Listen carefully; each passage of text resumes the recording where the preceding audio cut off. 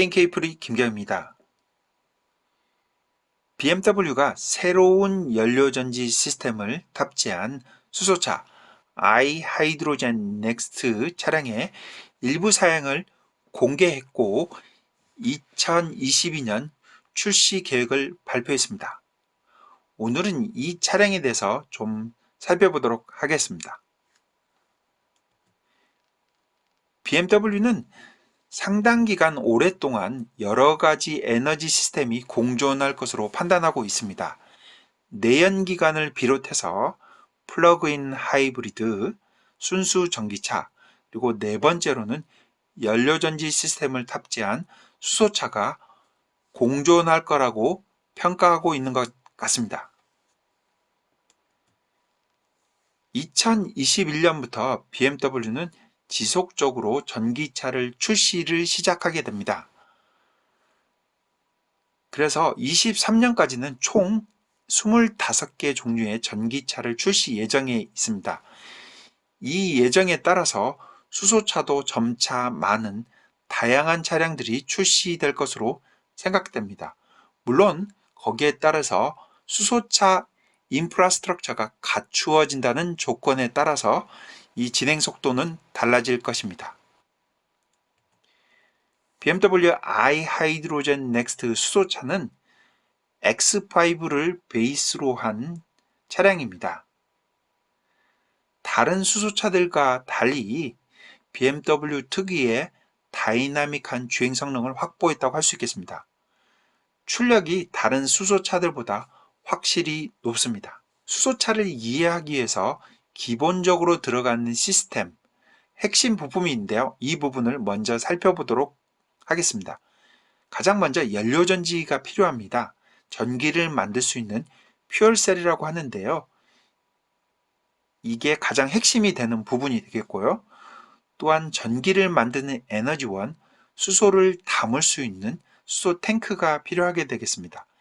예전 같은 경우는 350바까지 견딜 수 있는 수소 탱크가 필요했지만 근래에는 이보다 2배의 압력을 견딜 수 있는 700바까지 견딜 수 있는 수소 탱크가 필요합니다. 그리고 수소차 역시도 전기 모터로 구동되는 전기차 시스템입니다. 그래서 전기 모터가 꼭 필요하게 되겠습니다. 그리고 연료전지에서 생산하는 전기만으로 우리가 운전하는 스타일에 바로바로 대응할 수가 없습니다. 갑작스러운 반응, 빠른 반응을 위해서는 꼭 배터리가 들어가게 되는데요. 배터리도 핵심 부품 중에 하나가 되겠습니다. 지금 보고 있는 모습이 새로운 BMW 수소차 iHydrogen Next 모습입니다. 차량의 하부에 핵심 부품들이 다 들어가 있는 것을 볼 수 있겠습니다. 이렇게 보면 되겠죠. 그림의 하부에 있는 주요 시스템이 그대로 차량 안에 아래쪽에 탑재됐다고 보면 되겠습니다. 이렇게 보면 가장 눈에 띄는 부분에 가운데에 길게 있는 수소 탱크입니다. 상당히 큰 수소 탱크가 들어가 있는 것을 확인할 수 있겠습니다. 그러면 다른 사진을 통해서 주요 부품들을 좀 살펴보도록 하겠습니다. 일렉트릭 컨버터라고 하는 DC-DC 컨버터가 들어가게 되겠습니다. 연료전지입니다. 이 부분을 잠깐 설명을 하게 되면은 연료전지에서 전기를 생산한 DC를 갖다가 전압을 상승시켜서 이 배터리에 공급하게 됩니다. 이유는 BMW 수소차 시스템이 도요타하고 기술 협약, 합작에 의해서 만들어진 시스템입니다. 따라서 도요타의 수소차 시스템하고 거의 동일할 것으로 판단하고 있습니다. 도요타 같은 경우에는 연료전지를 통해서 만든 배터리가 예를 들어서 한 400V 이상의 전압을 만든다고 하면 구동 모터에 들어가는 전압은 650V 정도를 쓰고 있습니다. 그래서 전압을 더 높여줘야 됩니다. DC-DC 컨버터는 다운 컨버터도 있지만 전압을 올려주는 업 컨버터도 있습니다. 도요타 수소차 미라이에도 이렇게 항상 부스터 컨버터라는 게 있거든요. 이게 바로 업 컨버터를 얘기합니다. 그리고 이 차량의 정중앙에 있는 길게 되어 있는 수소 탱크죠. 수소 탱크는 두 개입니다. 각각 크기가 다른 탱크가 들어가 있겠습니다. 수소 탱크가 가운데에 있다 보니까 그리고 굉장히 커 보입니다. 그래서 실내 공간에 영향을 줄 것으로 판단합니다. 그리고 가로로 수소 탱크가 하나 있는데요. 이것은 차량의 두 번째 줄 시트 하단 부분이 차지할 것으로 보여서 그거 역시도 두 번째 줄 머리 공간이나 실내 공간에 영향을 줄 것으로 판단합니다. 그리고 차량 뒤쪽에 보면 가장 위에 있는 게 피크 배터리라고 얘기합니다. 이게 배터리가 좀 큰 게 장착되어 있고요. 그 아랫부분에는 구동 시스템이 들어가 있겠습니다.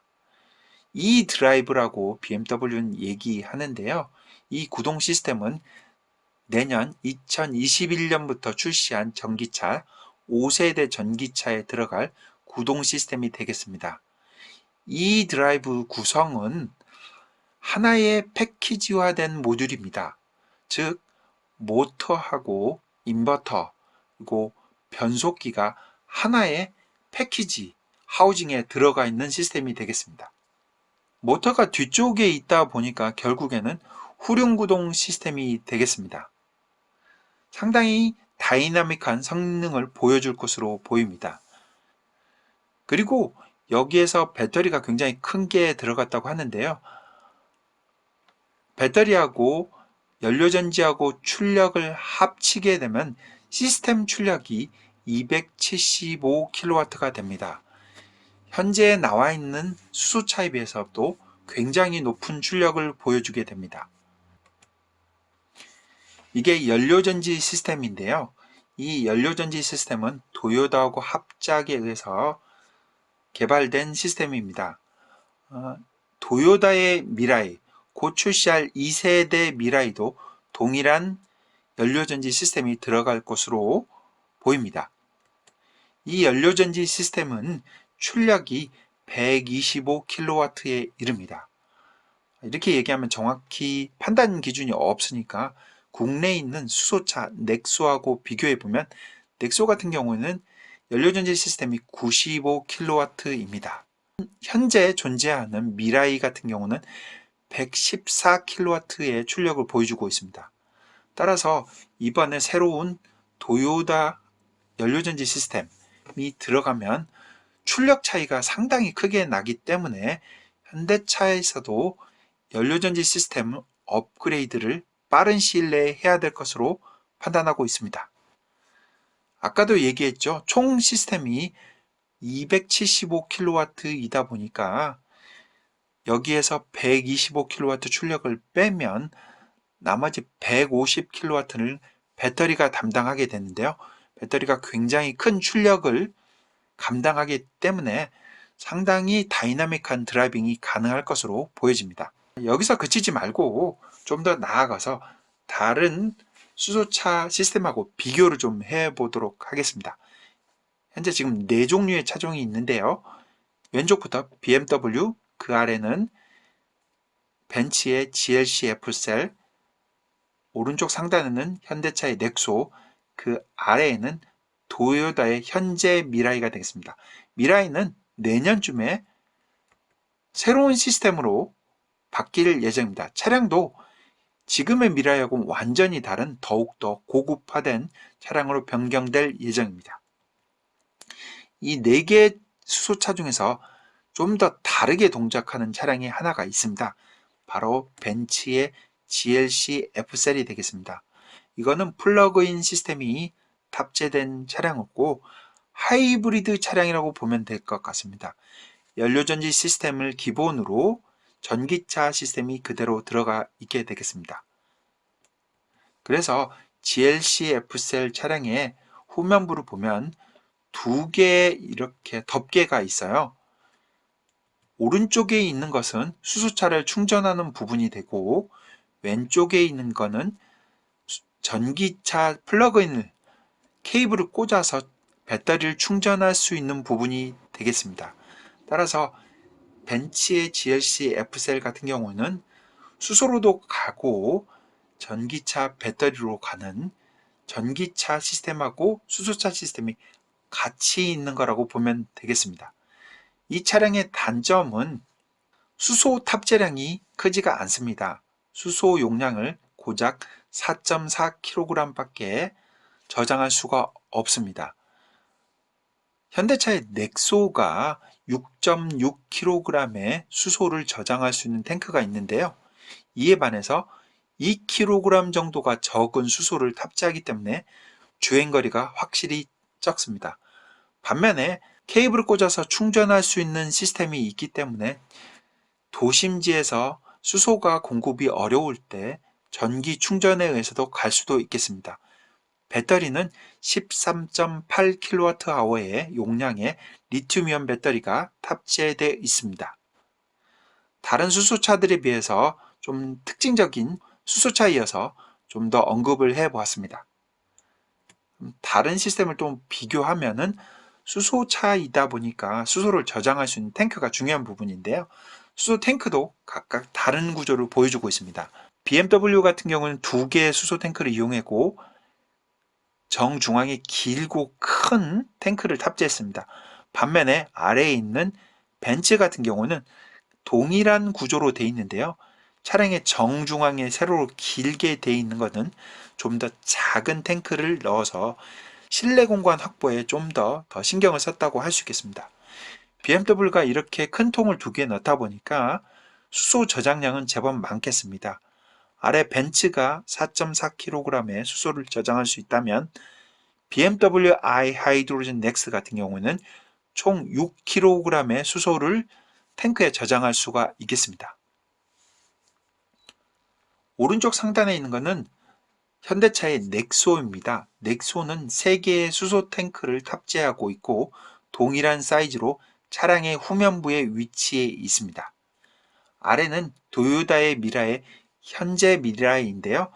2개의 탱크가 들어가고 사이즈는 각각 다르고요.